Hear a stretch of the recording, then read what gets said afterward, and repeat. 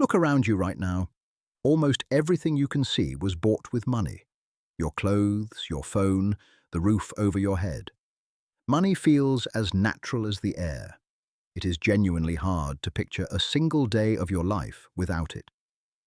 But here is something strange. For almost the entire history of our species, there was no money at all.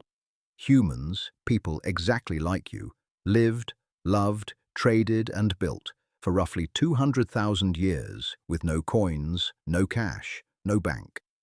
Money is not ancient.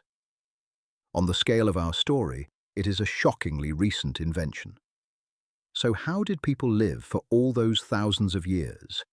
And when and why did money finally appear? The answer overturns the neat little story most of us were taught in school. Because the real history of money is stranger and far more human than swapping chickens for coins. Here is the story you have probably heard. Long ago, people bartered. You have a chicken, I have some wheat, so we swap. But barter is clumsy. What if I want your chicken, but you have no use at all for my wheat? So the story says, humans invented money to fix exactly this. A neat, tidy little tale of progress. There is just one problem. Anthropologists went looking for these barter societies, and they never found a single one. In 1985, the anthropologist Caroline Humphrey put it bluntly. No pure barter economy has ever been described, anywhere, ever. The tidy tale of barter slowly turning into money is, as far as we can tell, a myth. The anthropologist David Graeber made the case famous in his big book on the history of debt. People in small communities did not stand around haggling one chicken for 2 loaves. They did something far more human. They simply trusted each other, and that one fact changes the whole story. In a small village where everyone knows everyone, you do not need cash at all. If I catch extra fish today, I give you some. Not as a trade, but because one day I will need something from you. It is a living web of favours, gifts and debts, all kept track of inside people's heads. You remember who helped you. You remember who owes you. Your reputation is your bank account. Anthropologists find these webs of gift and obligation everywhere they look, in every corner of the human world. This is not primitive. It is a sophisticated system of credit, running on memory and trust, that held communities together for thousands of years. Debt in this world was not shameful. It was the very thing that tied people together. The trouble only appears when you must deal with someone you do not know and will never see again. A stranger you cannot trust and cannot keep track of. That is where the story of money truly begins. Travel back about 5,000 years to the world's very first cities, in Mesopotamia, the land between 2 great rivers. These cities were big, far too big for everyone to know everyone, and they were run by enormous temples and palaces. The temple took in grain, handed out rations, and lent out seed, and every bit of it had to be recorded. So the first thing that really looks like money was not a coin at all. It was a record, an accountant's mark. Scribes pressed little tokens and marks into wet clay to track who owed what. One mark might simply mean 1 sheep. Value was measured in weights of silver and amounts of barley, long before anyone ever carried a coin. They even had a unit called the shekel. But at first, a shekel was not a coin. It was a weight. Loans, interest, receipts and debts, all written into clay, thousands of years before the first cash. Money, it turns out, may have been born as bookkeeping, a way to write down trust between strangers. But writing a debt into clay is one thing. Carrying your wealth in your pocket is another. That took a spark of pure genius. If you are enjoying digging up where our everyday world actually came from, hit subscribe. Curio does one of these every single day. Now, back to the very first coins.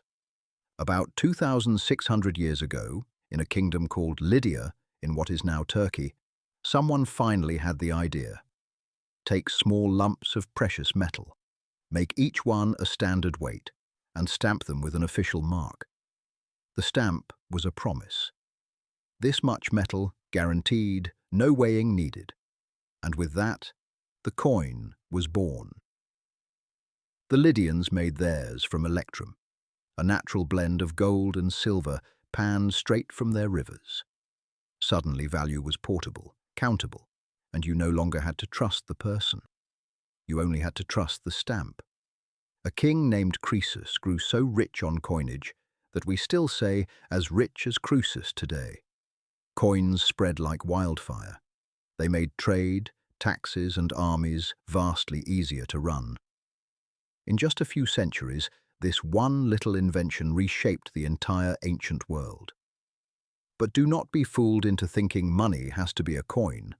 Money is far stranger than that.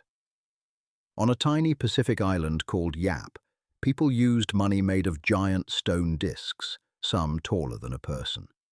These stones were far too heavy to ever move. So when one changed owner, it simply stayed exactly where it was. Everyone just agreed and remembered who now owned it. The stone never moved. Only the trust did.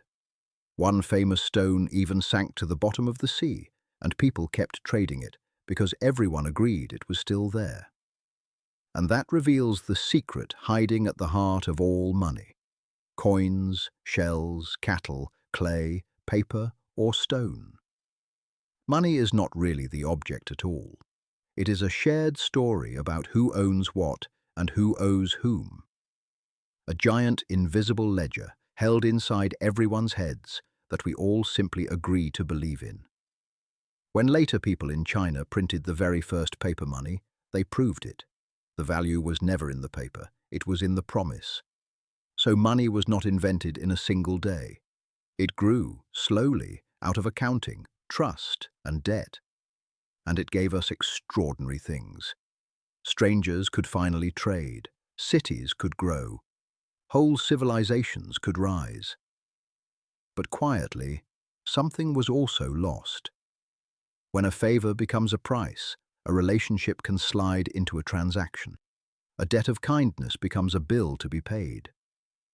Graeber argued that money let us picture the world as a cold series of exact calculations in a way we simply never could before. Neither better nor worse, exactly. Just a quiet trade we barely noticed we were making. For almost all of human history, we got by on memory, trust, and each other. Money is the new thing here, not the old. The oldest currency of all was never gold, it was trust. And in a way, it still is. So the next time you tap a card or hand over a note, remember what you are really passing along, not paper, not metal, a promise, thousands of years in the making, that we all still quietly agree to keep. Your ancestors lived without it for 200,000 years. We built our entire world on it in just a few thousand. The biggest story money tells is really one about trust. Stay curious.